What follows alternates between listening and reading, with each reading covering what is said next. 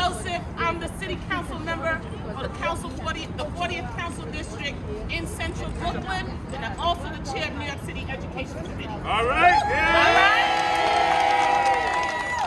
I am a forever educator, and most important, I'm a mom of 4 boys. Before we get started, I'll offer some thank yous to shout out to some folks I have the privilege of working. You'll be hearing from them shortly.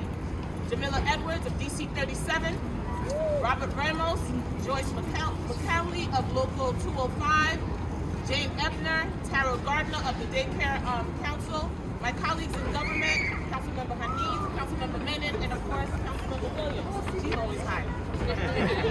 It's truly an honor and a privilege to be standing here with so many great leaders here today. Since the summer, numerous centers have experienced delays in receiving their paychecks.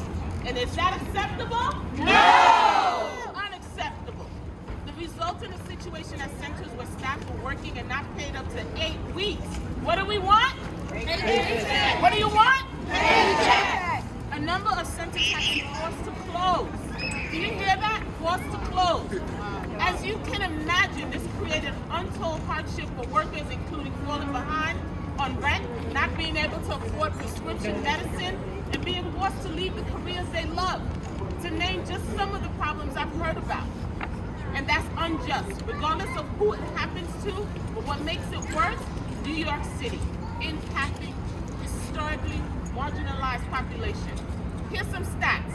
Over 90% of child care workers are women, mostly women of color, immigrant. 25% these women live in poverty, and 53% also qualify for child care subsidies. That's not right.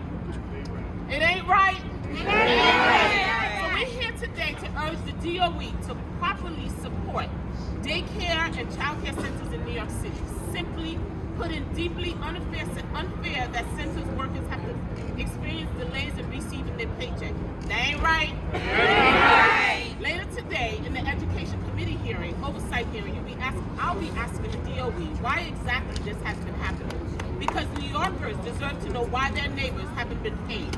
In the meantime, we want to say loudly and clearly that child workers need to get paid on time. What do we want? Get paid on time. What do we want? Get paid on time.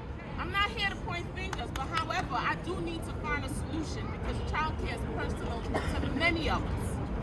Many of the women you see standing behind me, before you wouldn't be here if it wasn't for childcare, that we're fortunate enough to have access. I know for me, when I was campaigning, it was the kindness of my families and my neighbors who watched over my youngest child, but not everybody has that support. So I was really fortunate to have that structure, but I know a lot of moms don't have that opportunity.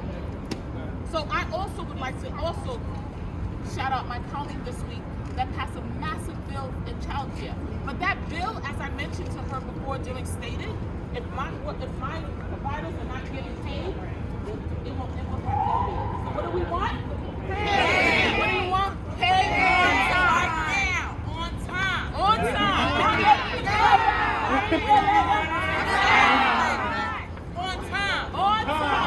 time. On time.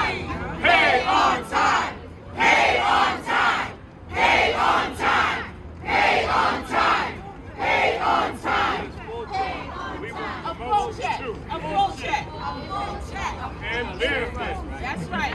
So in early 2021, an estimated 519,000 parents were not working because they lacked childcare.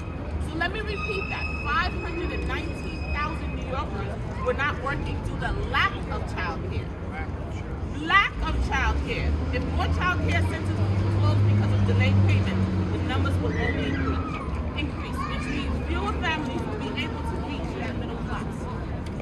So it's clear that impacts of childcare centers getting harmed go far beyond the frontline workers you see in front of you. On that note, I'd like to pass the mic on to Jamila. What do we want?